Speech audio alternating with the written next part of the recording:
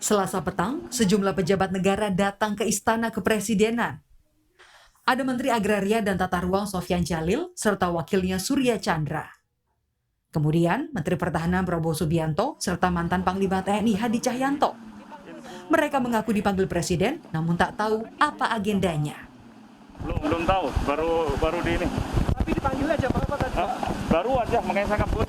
Kabut. Iya. Siapa aja Pak kalau Bapak? Masih nggak tahu siapa ya. Saya hanya dipanggil nggak tahu apa itu. Kalau dipanggil jadi menteri, siap Pak? Wah itu ya belum berpikir ke sana lah ya.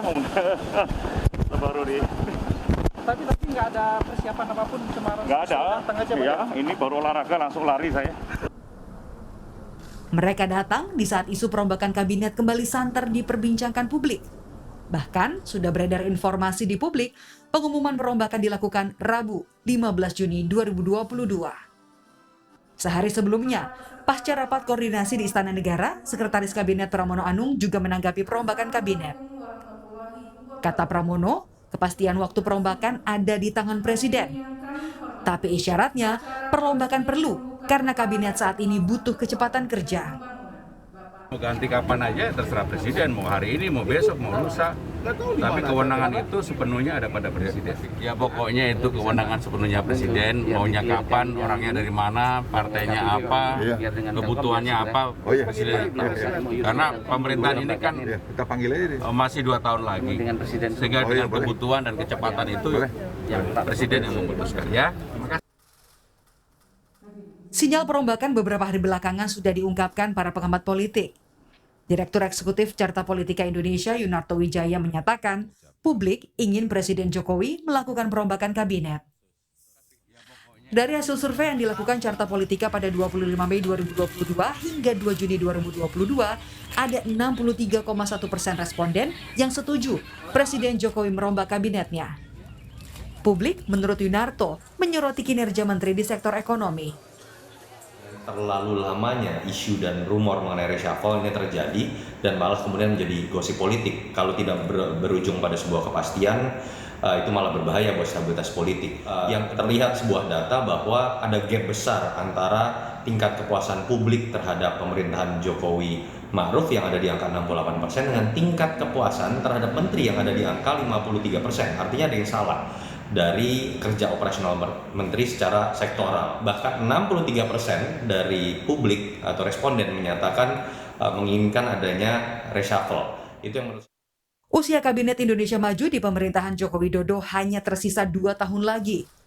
Perombakan di saat ini untuk menata ulang kinerja pemerintahan Jokowi demi mendapatkan hasil yang berdampak pada kepentingan publik. Tim Liputan, Kompas TV, Jakarta. Kita ke Istana Negara, di sana ada rekan kami Alfania Rizky yang memantau sinyal perombakan kabinet yang dikabarnya akan dilakukan hari ini. Alfa, kita tahu bahwa Presiden Joko Widodo punya kebiasaan untuk melakukan reshuffle kabinet pada penanggalan Jawa, terutama di Rabu Pon dan Rabu Pahing, dan hari ini adalah Rabu Pahing. Lalu sinyal ini makin kuat, terutama kemarin ada mantan Panglima TNI yang juga dipanggil ke istana, yaitu Marsikal Purnawirawan Hadi Cahyanto, dan juga ada nama yang sangat santer yaitu Ketua Umum PAN. Lalu apakah siang hari nanti informasinya akan dilakukan reshuffle kabinet oleh Presiden Jokowi, Alfa? Ya, Herjun dan juga saudara, sinyal-sinyal kuat ini sepertinya sudah diperlihatkan oleh istana, khususnya oleh Presiden Jokowi terkait dengan bongkar pasang atau reshuffle Kabinet Indonesia Maju. Karena hari ini saja dari informasi yang kami himpun dari berbagai tamu undangan, memang ada beberapa menteri yang sudah menghadiri atau sudah hadir di Istana Negara untuk mengikuti agenda pelantikan. Terbaru ada Menteri atau Mendikbud Nadiem Makarim yang juga sudah hadir di Istana Negara untuk memenuhi undangan dari Presiden. Saya coba perlihatkan sedikit di belakang saya, ini ada mobil dari beberapa menteri yang kemungkinan besar akan turut serta dalam agenda pelantikan yang santer atau rumor di kalangan media bahwa memang akan ada agenda pelantikan pada hari ini. Ini juga didukung dengan pemanggilan tokoh dan menteri dan juga ketua parpol yang dilakukan oleh Presiden Joko Widodo sehari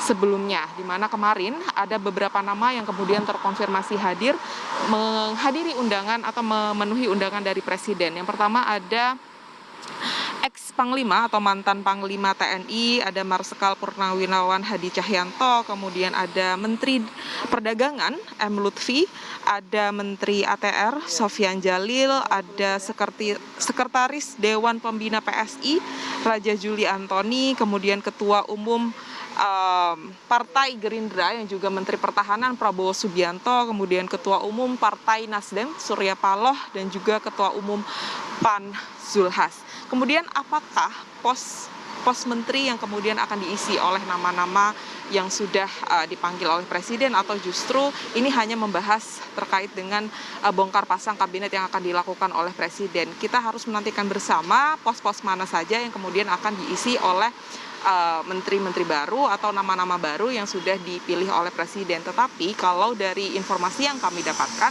bahwa isu ekonomi ini yang paling sedang diperhatikan oleh publik dan juga Presiden. Beberapa waktu lalu Presiden juga sudah sempat menyentil beberapa menteri yang kemudian dirasa kinerjanya kurang.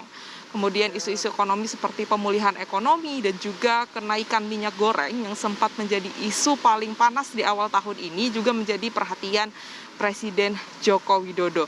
Nama Ketua Partai Amanat Nasional Zulkifli Hasan ini digadang-gadang akan mengisi salah satu pos menteri di bawah bidang ekonomi.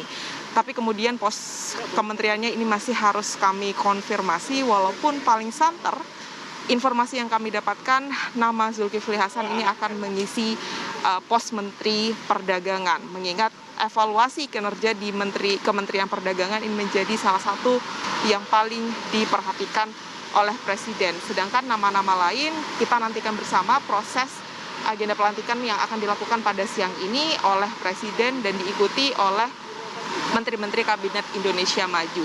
Sedangkan untuk komposisinya sendiri, kalau memang benar Zulkifli Hasan ini masuk ke menteri atau ke Kabinet Indonesia Maju, maka bisa dipastikan bahwa komposisi menteri dari parpol ini akan lebih besar daripada yang profesional. Tetapi hal ini akan menjadi berbalik apabila Presiden kemudian membongkar atau mengurangi salah satu jatah parpol di kementerian, kemudian akan dipindahkan ke profesional sehingga menjadi proporsional antara menteri profesional dan menteri dari partai politik, yaitu 17. Kita nantikan bersama, Herjuno dan juga saudara, agenda pelantikan yang akan dilakukan oleh Presiden pada siang nanti. Baik, menarik untuk dicermati bagaimana perombakan kabinet ini akan dilakukan oleh Presiden Joko Widodo yang rencananya akan dilakukan oleh Presiden siang hari nanti di Istana Negara. Terima kasih rekan Alfania Rizky dari Istana Negara, Jakarta.